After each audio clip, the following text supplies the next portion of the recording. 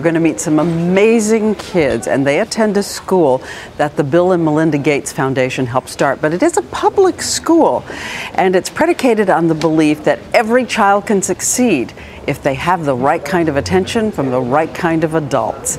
As we know, American education used to be at the top of the Western world, now has sunk down the chart. But this is a public school where there is strong curriculum, devoted teachers, high expectations. And the Bill and Melinda Gates Foundation believes they're creating a future one child at a time. How many of you are planning to take the English Regents in January?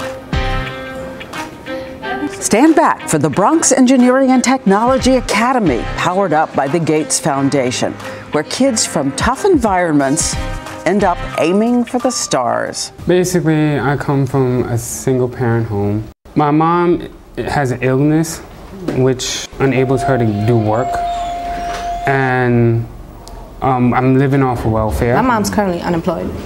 She's a single parent also, so it was like we just get by. I have friends who help me, day by day, like with lunch and stuff like that, if my mom can't always do it. Josh, you've got a little brother you take care of. Yeah, my mom's a single parent. You slept outside? Yeah, I can slightly remember it. The only reason the memory isn't vivid is because my mother tried to put the impression that we weren't going through what we were going through. How many of your friends in trouble, drugs?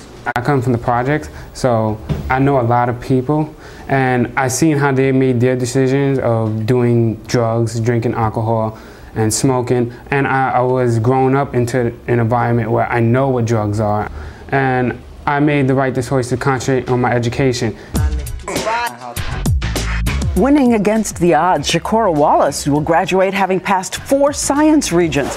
Dalia Herrera wants to be an architectural engineer, Joshua Horn a computer engineer, Ezekiel Hernandez, the first in his family to go to college, and Joshua Arce hopes to attend Cornell or Columbia. And Melinda Gates and her foundation say they now have the full background to compete. What about those who say you've got to just go to technical education for a whole lot of kids and not be teaching geometry and algebra and things that they're not going to be using later on? No, I think that, look, the jobs in our economy needs a lot of different skills. And so kids still need the fundamentals. They still need English. They need to know how to read really well and write and take apart, critical thinking.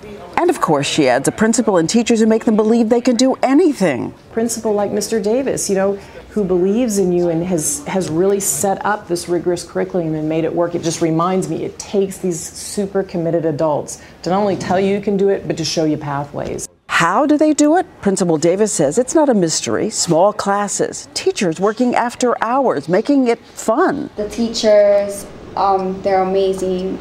They will take time out of their day to help you in whatever you need. Yeah, you can even call them. They give you their phone numbers, their cells, their email addresses. You can call them for any type of extra credit, tutoring, and any type of subject. When you have that, when you have someone really believing in you, as humans, it really is like, wow, he's really putting so hard on us, I should at least try to do something.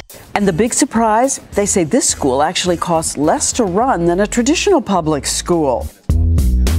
So many of them in privileged neighborhoods and just miles away. Do you ever look on TV or not too far from here at schools where kids have so much and they go home to closets just spilling full of everything they could possibly need? Do you ever say it's just not fair? What do you say? I say life isn't fair. Like for most people, life has never been fair, but we can't do anything about it. We just have to strive for better. If you overcome these obstacles, you can become whatever you want, and I'm not gonna let anything stop me in my dream. Before we go, the kids have a question for their passionate principal. Why do you care so much? I guess 20 years ago, I was fortunate enough to graduate from high school. And even though it was one of the poorest areas in South Carolina, I was expected to succeed every single day. From teachers who, just as you described, who would actually work with us after school, take us in their homes. And a final question for the woman whose foundation helped start it all. Do you think that the Melinda Gates Foundation, what it has done for us, do you think that it could be done across the nation? Absolutely. And we're going to keep investing in it to make it work across the nation.